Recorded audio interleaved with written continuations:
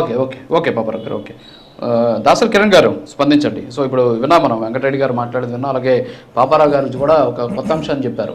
ఏంటంటే ఇది తాత్కాలిక పరమైనటువంటి అంటే అడ్డుకట్టబడింది. సో ఇది ఖచ్చితంగా వాళ్ళు అనుకున్నది అదే, వాళ్ళ మనసులో ఉండేది అదే. సో దాన్ని ఆ విషయాన్ని అందరం మర్చిపోతున్నటువంటి అంశాన్ని ఆయన లేపారు. దాసరి కిరణ్ గారు. రాజు గారు, ఇప్పుడు వ్యక్తిగతంగా మన మనసులో చాలా కోరికలు ఉంటాయి రాజు గారు. ఇప్పుడు మీకున్నదా ఒక ఛానల్ పెట్టాలి, ఛానల్ CEO అవ్వాలి, నేను పెద్ద అన్ని పోటీ పడే ఛానల్స్ తో నేను కూడా ఈక్వల్ గా ఒక ఛానల్ పెట్టాలని మీకున్నదా? ఇప్పుడు నాలాంటి వాడికి నాకు నా స్థాయిలో నాకు ఒక అంబిషన్, నాకు ఒక గోల్ నాకు ఉంటది కదా. సో ఇప్పుడు వ్యక్తిగతంగా వాళ్ళకి అభిప్రాయాలు ఉండొచ్చు, వ్యక్తిగతంగా వాళ్ళకి కోరికలు ఉండొచ్చు, అంబిషన్స్ ఉండొచ్చు. కానీ ఇక్కడ మనం చెప్పేది ఏంటంటే రాష్ట్ర ప్రయోజనాల కోసం అనే లార్జర్ కాజ్, మనం కూటమిని ప్రజలు ఒక కాజ్ కోసం మనల్ని గెలిపించినప్పుడు మనం ప్రజల మనోభావాలకు అనుగుణంగా మనం నడుచుకోవాలి. అంటే ఇప్పుడు ఈ రోజున పెట్టుబడులు రావాలి, అప్పులు తీరాలి, ఉద్యోగాలు రావాలి, సంక్షేమ పథకాలు ఇవ్వాలి, మన ఎకానమీ పెరగాలి, మన దేశ ఎకానమీకి మన ఎకానమీ తోడ్పాటునివ్వాలి. ఇవన్నీ కూడా మన ముందున్న పెద్ద ఇష్యూస్. సో వ్యక్తిగతంగా ఉన్న ఏమన్నా ఉంటే అవి మేము మనసులో పెట్టుకుంటాం. ఇప్పుడు నేను బహిరంగంగా నేనేం అవ్వాలని చెప్పి నేను మళ్ళీ గోడు కట్టుకుని తిరగలేను కదా. సో ఇక్కడ నేను చెప్పేది ఏంటంటే, ఇందాక పాపారావు గారు కూడా చెప్పినట్టు ఇష్యూ ఆల్మోస్ట్ సద్దుమణిగింది. అంటే మేబీ ఎవరు మాట్లాడట్లేదు. మళ్ళీ ఈ రోజున ఈ టాపిక్ తీసుకొచ్చి మనం డిబేట్ చేయడం ద్వారా మళ్ళీ దీన్ని చర్చలోకి తీసుకురావడం వల్ల పెద్ద ఉపయోగం ఏమీ లేదనేది నాకున్న వ్యక్తిగతమైన అభిప్రాయం. ఇక్కడ అందరూ కూడా దాన్ని గౌరవిస్తారని, అందరూ కూడా దాన్ని ఆచరిస్తారని అయితే నేను బలంగా కోరుకుంటా ఉన్నా. మరొకసారి క్లారిటీగా చెప్పదలుచుకున్నా, మా నాయకుల మాటే మా మాటగా ఉంటుంది. రాష్ట్ర ప్రయోజనాలే మాకు ముఖ్యంగా ఉంటాయి, పదవులు కాదు. మా అధినేత చాలాసార్లు చెప్పారు, పదవి అనేది ఒక బాధ్యత కానీ పదవి అనేది అలంకారం కాదు అని. సో మన పర్ఫార్మెన్స్, ఆయన డిప్యూటీ సీఎం అయినా కూడా ఆయన పర్ఫార్మెన్స్ ఇలాగే ఉంది. డిప్యూటీ సీఎం కాకపోయినా కూడా గడిచిన 10 సంవత్సరాలు ఆయన ఎటువంటి కమిట్మెంట్ చూపించారు, ఎటువంటి బాధ్యత చూపించారు ప్రజా సమస్యల పట్ల, ప్రజల పట్ల అనేది మనం వ్యక్తిగతంగా మనం చూసాం. లాస్ట్ 10 years గా చూసాం. లోకేష్ గారు కూడా ఆయన ఎట్లా ట్రాన్స్ఫార్మ్ అయ్యారు. ఒక 2014లో ఆయన పదవి తీసుకున్న దగ్గర నుంచి, పార్టీ పదవి తీసుకున్న దగ్గర నుంచి ఈ రోజున ఆయన ఎట్లా ట్రాన్స్ఫార్మ్ అయ్యారు అనేది కూడా మనం చూస్తా ఉన్నాం.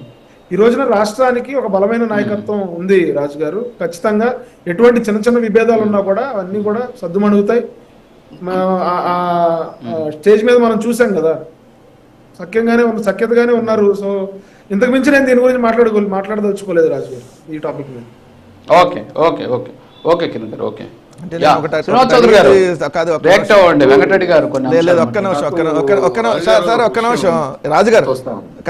కిరణ్ గారు చాలా మీ దగ్గరకు వస్తా. కాదు ఒక్క నిమిషం, మీరే మాట్లాడిద్దరు కానీ తెలుగుదేశంతో. కిరణ్ గారు నేను అడిగిన అంశాన్ని ఒకదాన్ని సైడ్ చేశారు. ఏదైతే ప్రభుత్వ ప్రకటనలో నారా లోకేష్ ని ప్రయారిటీగా పవన్ కళ్యాణ్ కి ఈక్వల్ గా, సీఎం కి ఈక్వల్ గా ప్రయారిటీ ఇస్తున్నది. జనసేనకి సంబంధం లేదు, కూటమిలో జనసేన లేరే. జనసేన అంటే మరి వాళ్ళు మాట్లాడతారు సార్. టీడీపీ కదా ఇప్పుడు వచ్చింది నారా లోకేష్ ఫోటో కాబట్టి వాళ్ళు మాట్లాడతారు. కాదు రాజుగారు ఎట్లుందంటే మీరు కూడా లోకేష్ చెప్పినట్టే చెబుతున్నారు.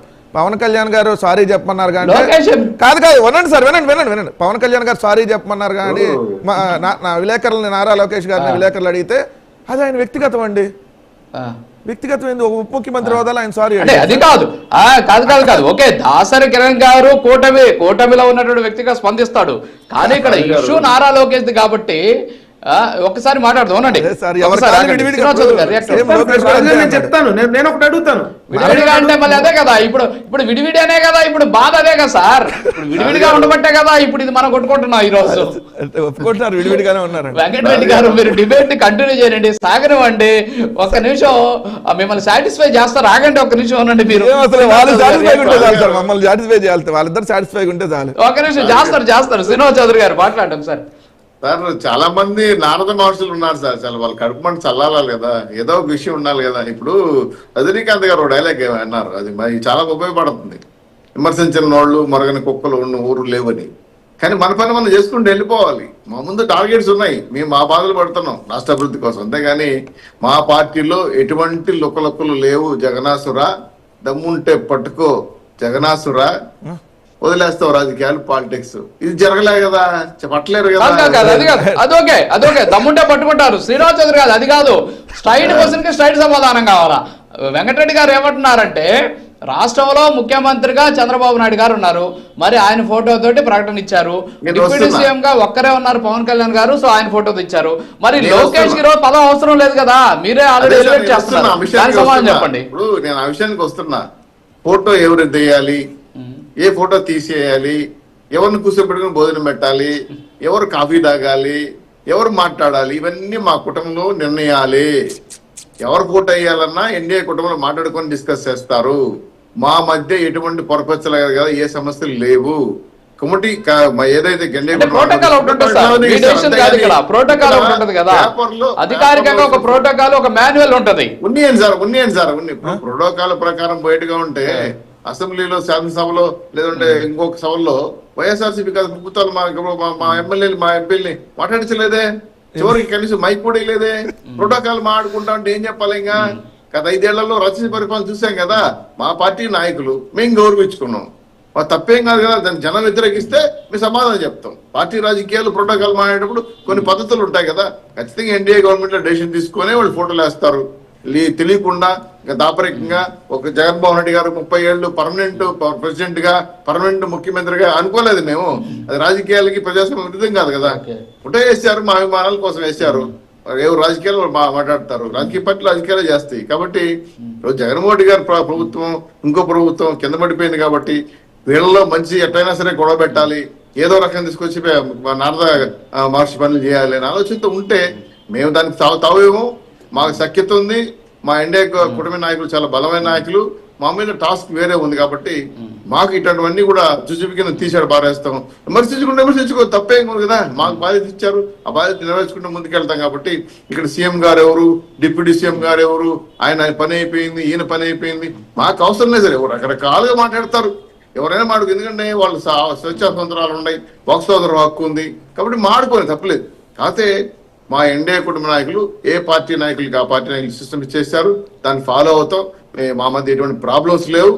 మేము భవిష్యత్తు స్వర్ణాంధ్రప్రదేశ్ మాకు ముఖ్యం, రాష్ట్ర హక్కులే మాకు ముఖ్యం. కాబట్టి రాష్ట్ర ప్రజల అభివృద్ధి మాకు ముఖ్యం. అంతే, ఇది మా టార్గెట్. అంతేగాని కూర్చున్న చోట బాబు గారు లేచినప్పుడు దళితులను కింద కూర్చోబెట్టి గతంలో ముఖ్యమంత్రి సిరి మీద కూర్చున్న విషయం మర్చిపోయారు.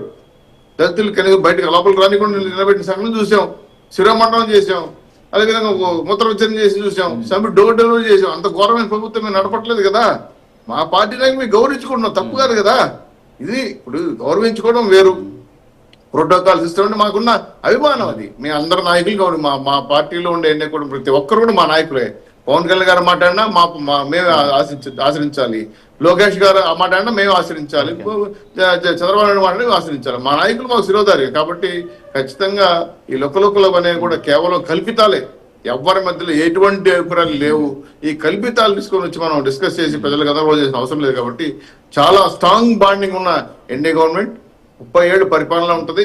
మాకే భయాలు లేవు. మా నాయకులు చాలా స్పష్టంగా ఉన్నారు, వాళ్ళు విజనరీతో పోతున్నారు. రాష్ట్ర అభివృద్ధి మాకు ధ్యేయం, సంక్షేమ ధ్యేయం. కాబట్టి మనలాంటి నాయకులు ఎవరైనా అభిమానం కొద్ది ఎవరైనా మాట్లాడితే ఖచ్చితంగా క్రమశిక్షణ కమిటీ ఉంటుంది. ఏ పార్టీ ఆ పార్టీ నాయకులు. అంటే ఇప్పుడు నిన్న మనోహర్ గారు మాట్లాడారు, మన లోకేష్ గారు మాట్లాడారు. దావోస్ లో భర్త గారిని స్టేజ్ పైన అరిచాడు సీఎం గారు. అలా మాట్లాడుకుంటే తప్పది. కాబట్టి అనేక అంశాలపైన క్లారిటీగా ఉన్నాం. కాబట్టి ఇదేదో చిలువలు పొలవలు చేసి మా బ్లూ మీడియా వాడు రాసుకోవాలనుకున్నాను, నేనేం చేయలేను. తర్వాత మన వెంకటరెడ్డి మిత్రుడు మాట్లాడిన మాటలు, ఆ ఫోటోలు, ఆ గొడవలు అన్ని వాళ్ళ పార్టీలో ఉండొచ్చు. ఎందుకంటే సాక్షి పేపర్, సాక్షి టీవీ వాళ్ళ ఇష్టం. ఎన్ని ఫోటోలు వేసుకోవచ్చు, ఎన్ని టీవీలు వేసుకోవచ్చు. అలా కాదు కదా. మా ఎన్డీఏ గవర్నమెంట్ డిసైడ్ చేస్తే ఆ డిసైడ్మెంట్ అవుతుంటాం. కాబట్టి రాష్ట్ర వ్యాప్తంగా మంచి విమర్శలు చేయండి, సద్విమర్శలు చేయండి, శాసనసభకు రండి, ప్రశ్నించండి, సూచనలు ఇవ్వండి. రాష్ట్ర అభివృద్ధికి మీరు కూడా శిరోధారికి. అంతేగాని లోకేష్ గారు తలసొక్కేసుకున్నారు, ఈరోజు పవన్ కళ్యాణ్ గారు తలసొక్కేసుకున్నారు, సో ఇద్దరు పార్టీ మారిపోయిన ప్రచారాలు చేయబాకండి. కాబట్టి దయచేసి సద్విమర్శలు స్వాగతిస్తాం. అంతేగాని ఇక్కడ ఏదో మనం ఉదయాన్నే కూర్చొని ప్రజలకు మంచి సందేశం మన కోసం రాజా గారు పెట్టిన డిబేట్లలో ఇవన్నీ అంశాలు కాదు. మంచి సూచనలు తీసుకురండి, మంచి ప్రజలు తీసుకురండి. అలాగే ఈరోజు రాష్ట్రానికి వస్తున్న కంపెనీలు కానీ, ఉద్యోగ కల్పన కానీ, అభివృద్ధి కానీ, సంక్షేమం కానీ, దీంట్లో పొరపాటు జరిగినా ఇంకా దీంట్లో మంచి సూచన చేయాలన్నా చేయగలిగితే విమర్శకులు కావచ్చు, రాజకీయ వేదికలు కావచ్చు, అదేవిధంగా పార్టీ నాయకులు కావచ్చు స్వాగతిస్తామని చెప్పి మీ ద్వారా తెలియజేస్తున్నాం. మేము ఎవరిని విమర్శించట్లా, ఎవరిని చట్ట వ్యతిరేకంగా కార్యక్రమాల్లో పాల్పెట్టే వాళ్ళు కేసులు బనాయించట్లేదు. కాబట్టి స్వేచ్ఛాయుత వాతావరణంలో ఆంధ్ర రాష్ట్ర ప్రజలు హ్యాపీగా ఉన్నారు. హ్యాపీ ఆంధ్రప్రదేశ్ డెవలప్ చేస్తాం రాజు గారు, అనుమానం ఎక్కర్లేదు. ఓకే ఓకే ఓకే వెంకటరెడ్డి గారు ముందుకు వెళ్లే ముందు ఒకసారి పాపారావు గారితో మాట్లాడదాం. ఒకసారి పాపారావు గారు ఏదో